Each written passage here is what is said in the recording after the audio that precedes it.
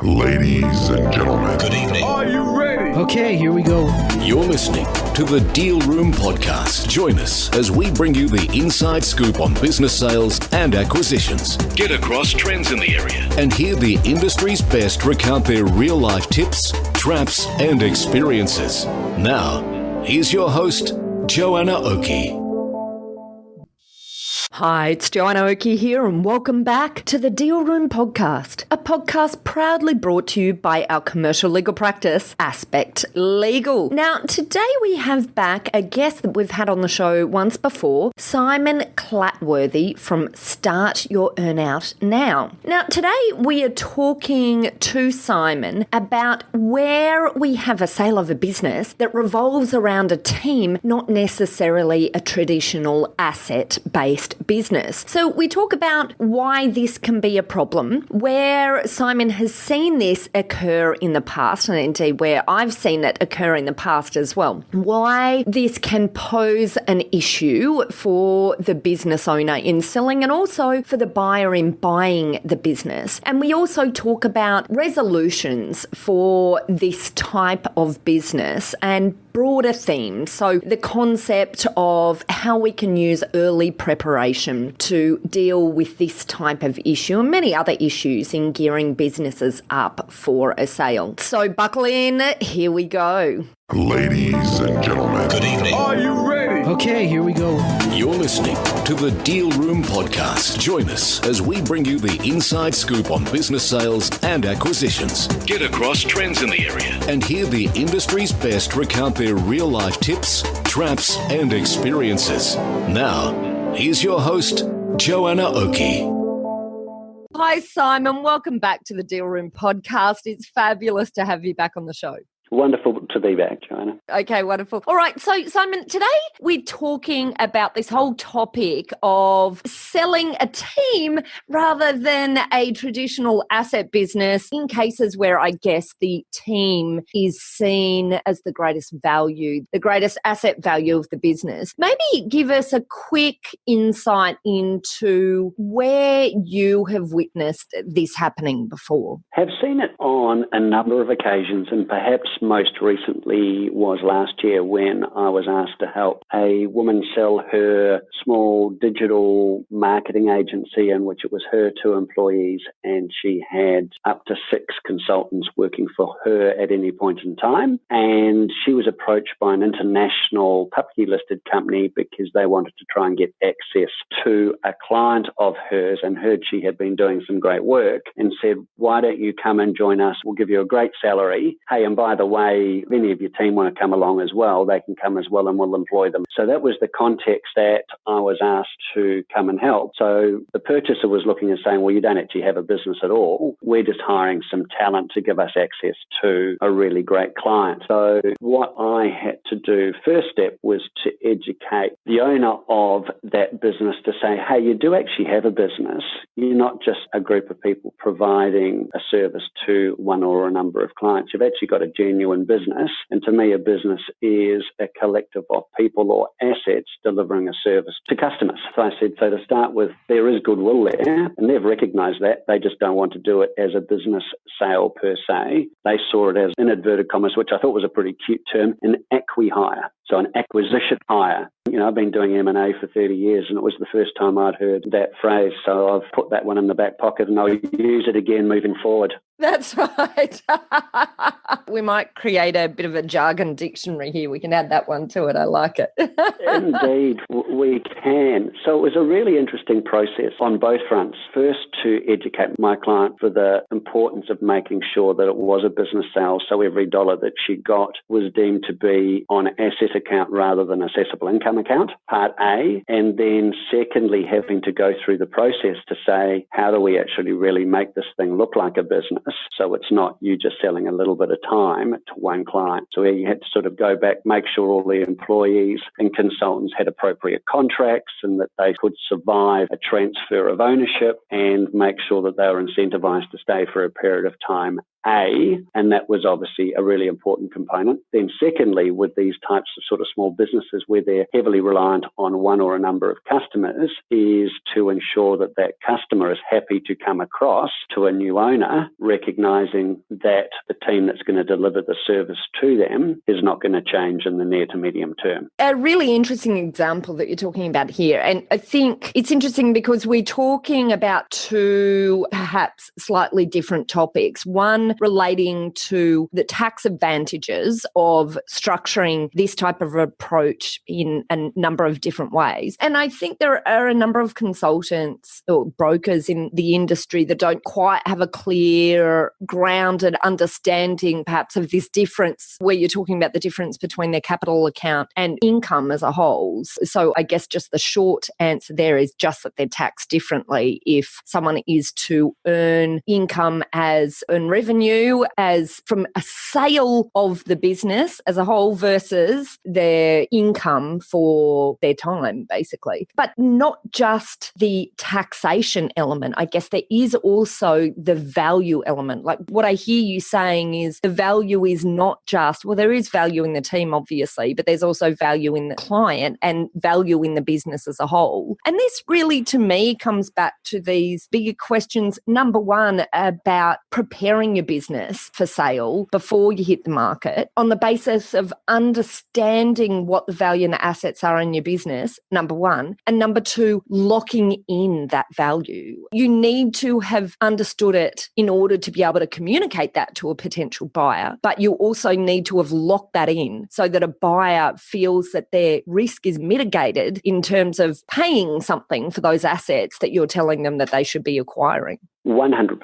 And we're obviously talking about a team-rich type business / asset. So making sure that you've got that team securely, not that you can tie them in forever, but the reality is making sure that you've got them as well remunerated and as tied to the business as possible in the forms of remuneration post-transaction is really important in my view, A. And then secondly, making sure that your customer base is secure as well. And obviously, a little bit off topic, but that whole concept of making sure that you don't have too much customer concentration, i.e. one client doesn't represent a disproportionate amount of your revenue, such that if something were to happen to that customer, your business is still there. And interestingly, I'm doing some work with another consultancy business, getting them ready for sale at the moment. They've got 3 customers and one of their customers represents 75% of their revenue. And, you look at that and say, on the face of you go, well, you don't actually have a business because if that customer were to go, you don't have a business, which is true. But the flip side is with that particular client of mine, the relationship between that and that customer is unusual in that it has been going on for 15 years. They have consciously decided, the client being the client of my client, to actually use them as an outsourced business. So they are, if you like, vertically integrated. So they've almost got this symbiotic relationship where one can't exist without the other. Right. Okay, I see. So yes, the concentration's there, but it's de-risked because of the symbioticness and the interrelatedness between the two corporate entities. When I'm advising buyers, I might often look at a situation like that and say, okay, great, that's how it's been for the last 15 years, so perhaps it will continue. Or perhaps there'll be new management. Who knows? Things change, don't they? And so I guess the question is putting yourself in the shoes of the buyer. Quite often buyers will rightly want something to feel that they have protection, lest this asset or key component of the asset of the business not be for them there in the long run. And I guess then that's when we start talking about risk sharing elements, like, for example, the earnouts or some sort of conditional payments based on the work continuing from that client base, particularly where it is concentrated in the ways that you're talking about here. And I guess viewing this from the perspective of we're approaching it from recognizing the value in the business and then locking in that value, looking at the remuneration and the staff piece. What is it that you did in this particular case then to lock in that as a key asset to make the buyer view it as an asset? Maybe just a quick interluding comment. What I did with that client before we went and actually worked out what the requisite value or the right price to get the purchaser to pay, we modelled the business and said, what will a business look like if you continue to own it for the next 2 to 3 years? What revenue, what earnings will you generate off the back of it? So we used that as a starting point and then said, under the prospective purchaser, what's your business going to look like and what are the opportunities under a changed investment environment where they've indicated that they're going to invest a lot more money, open you up to all their international clients that you don't currently have opportunity exposure to? What can that make your business look like, and what type of upfront payment do we need to secure to make it a worthwhile transaction, A, for you, and then B, rather than again having it on an income account, what type of earn-out structuring shall we put in place or deferred consideration to give you that additional consideration on the way down the track to make sure that it is fair and reasonable to you as the seller, and similarly to ensure the purchaser doesn't feel that they are unduly paying for the customers and your small team, recognizing that there's risks that they might lose a customer, A, and or B, your team may choose to move on as well. Which leads into your question was, how did we shore up the value of the people-rich team? We did that by getting a commitment for the team to stay for a minimum 2-year period. They were incentivized to stay, and we put a back-end incentive in there that if they were still with the business at the end of 2 years, there was quite a large monetary sum payable to them. And similarly, we worked with the customers to agree a scope of work minimum for the next 2 years. So we put a project plan in with those customers so we could go to the purchaser and say, we've got our team lined up for the next 2 years. This is the revenue which the customer has committed to. These are our costs. So this is the contribution margin we should get off those knowing customers. So based on that, you should be able to pay as a minimum up front X, but in addition to that, I want my client, being the seller, to have the ability to participate in any future revenue and upsides, and we worked out deferred consideration earn-out model, which was done on net revenue. That's great. And so do you have any feel about what that created in terms of the uplift of value between that first income-only offer versus the end result? What we managed to do for the vendor or the seller was the consideration that we projected she would earn over the 3-year period. We got the buyer to pay up front. So she received, if you like, 3 years' earnings up front, which I thought was a great result for her. In a more tax-effective way. Let's add that too, right? Correct. And obviously, she's now got participation where she's getting 25% of the contribution moving forward for a minimum of the next 3 years. So based on that, she should be able to get in a position where she's getting somewhere in the vicinity of about an extra 30 to 40% more earnings off the back of it, in addition to which she had not been able to pay herself a fair remuneration or a fair salary, which many do in the small micro businesses, and she's now been paid what I would deem to be a fair market level of remuneration as well. Been a great win for her. Deal only got done in December, so we're still 1 quarter in, but under the new ownership, as there always is, there's always challenges when there's an international owner, but the mental stimulation is there and the revenue's there, and I understand that the clients that have gone across have been really happy as well. So it's been a great win in that regard. What could have been done better, on reflection? Had all the contracts and everything in place to begin with rather than trying to backfill and do it in a pressured environment running into a Christmas period. There's probably one thing that could be done, and the broader theme is you can't start early enough, and you never know when someone may come and knock on your door and say, hey, we're interested in buying you, and you want to be ready. That's such a good point. These sorts of changes in the business that you implemented in order for the buyer to see the value of it as a business are actually just good for the business anyway, if the owner was to keep hold, because they had a highly risky business having such a concentration into one client and into key team members, presumably as well. And, it doesn't take much of a change for that to all go absolutely pear-shaped. So I think you're absolutely right, getting in early. But I feel like we say this all the time, but it's just such an important message, to get out to the market, the real importance in early planning. I think it is, and I think one other thing which really came through on that particular transaction, and it's one in which you're selling a team, is small businesses often like to use consultants because of the flexibility involved in using consultants, because you can sort of just turn on the tap when the work's there. Yeah. But in doing that, you actually forego a huge amount of margin, because as a general rule, consultants you bring in for projects, your margin you're probably getting on as a general rule is probably somewhere around 30 to 40%.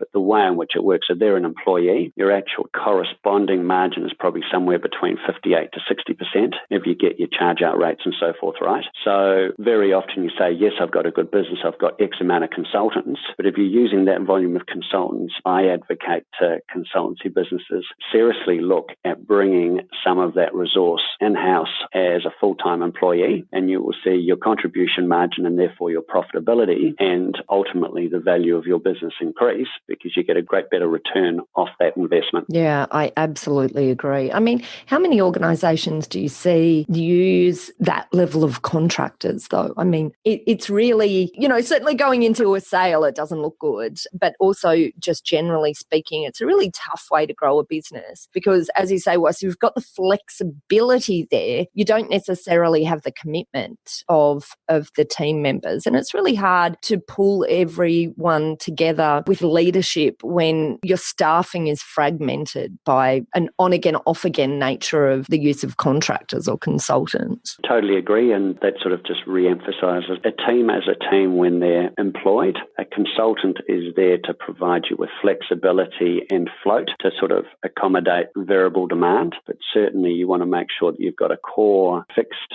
full-time employment base of employees, which is able to deliver the majority of your revenue so you can actually get the requisite amount of return from that. Absolutely. I really like the theme of today. I have actually seen in quite a few instances in the past, businesses go to market and either sell or not sell, because that happens too, the not sell sometimes, where the business has just not spent the time and attention in the building phase to make it clear that what the assets are in the business over and above the individuals who are involved. And I've seen this actually in quite a few industries, but generally, I mean, service industries, obviously, because for product-based industries, you have the goods themselves, although they can suffer a similar type of issue. But what type of industries have you seen this particularly play out in? I've certainly seen it play out in recruitment and other service businesses. How about you, Simon? Are there other sort of industry particular serial offenders that you're seeing? I think that you're seeing a bit of it at the moment, certainly, because there's been a real implosion in sort of digital marketing, where I think that those sort of, in inverted commas, the modern advertising agency, which has sort of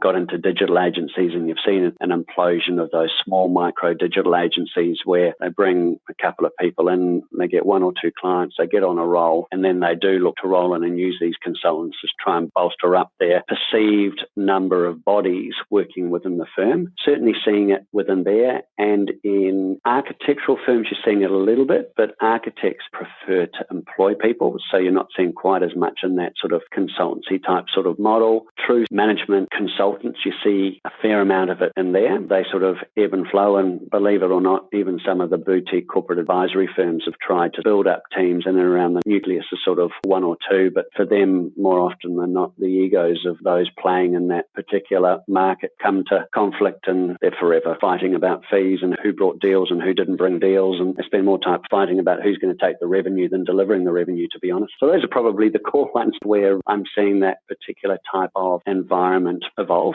But I think the good news out of this podcast is if you're an advisor or a business themselves who has a business where the assets are a little bit nebulous, you've got exposure to a concentration in your client base and really your value is in the team that's not properly locked in, there are things you can do about it if you recognise the assets, protect them, but then maybe use some of the strategies you're talking about here, Simon, in order to build the protection of the assets through, I just thought it was really clever that you used the approach of working with the client and building up a bit of a future plan of work. So that's something that could be taken to the buyer and building in these remuneration strategies for the team members. And just as an aside, the team members in this particular instance were contractors or were employees? The employees. They're employees. Okay, all right. Mm-hmm. And then you use the... So we incentivized the employees, and in fact, we converted two of the consultants to employees just before we completed the transaction, just to assist in being able to ensure that we had the requisite resource permanently available to the team, the business moving across, and just to assist with getting ourselves to the next level of profitability and margin contribution. Yeah, right. Okay. Well, look, there's some really great strategies there, Simon. Thank you so much for talking to us about it, because I think it's an issue that we see a bit out there in the market. So rather than just declaring these businesses unsaleable, there's options. I think you've clearly... There are certainly options. They are saleable, and it just requires a little bit of thinking and positioning, and you just got to make sure you prepare and work in advance, have a plan and have an angle. And if you think about it for long enough and think strategically enough, most businesses that are people-rich organisations are saleable. To the extent that you've been able to deal with the buyer's concern about the risk of losing the value of those assets after paying for them. Indeed. Yeah, correct. And to get fair value, the business owners need to realise they can't get paid 100% up front because of the requisite risks. So there's the educational process to say you're going to have to work this out over a number of years, so there will be an earn-out period involved. And part of the educational process of being a corporate advisor is not only negotiating the transaction, it's educating the vendor, the seller, on the way through the process as well. Yeah, absolutely. Or the alternative being that the business seller just starts a little bit earlier and starts to prep the sale in the right way. You can never start your earn-out too soon. And there you go. And that links in perfectly, Simon, with your organisation name.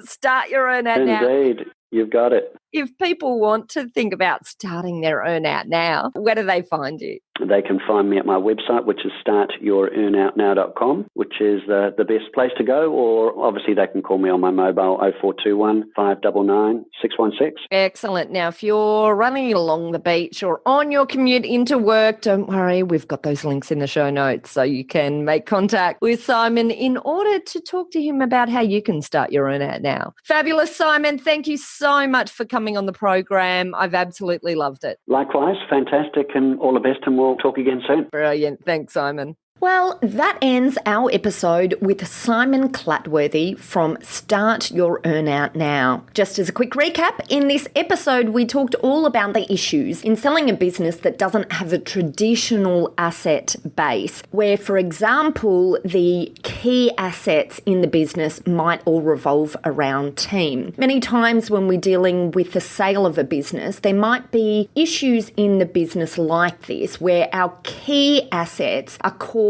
in something that can be very difficult to A, transfer, or B, provide assurance for the buyer that the asset within that business will continue. So I think some of these issues that we talked about today are really important in terms of considering, number one, maybe other more innovative ways of structuring a sale in this type of environment, but more importantly, I think the importance of early preparation so that we can help these businesses deal with exposures like this that will prove an issue when they're at the point of exit. And certainly we also looked at this from a buyer's perspective, which is also relevant because buyers coming in obviously need to ensure that, number one, they understand what the asset is in what they are buying and that they have properly protected that asset on an ongoing basis. All right, well, hopefully you found this information interesting. If you'd like more information about this topic, just head over to our website at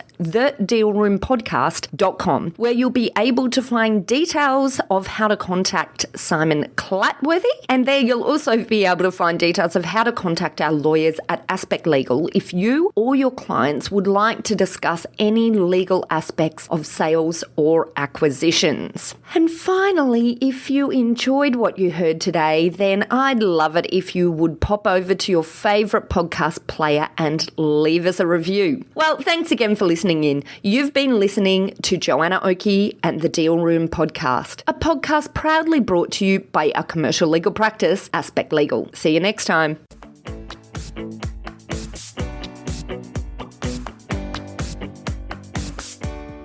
Aspect Legal has a number of great services that help businesses prepare for a sale or acquisition, to help them prepare in advance and to get transaction ready.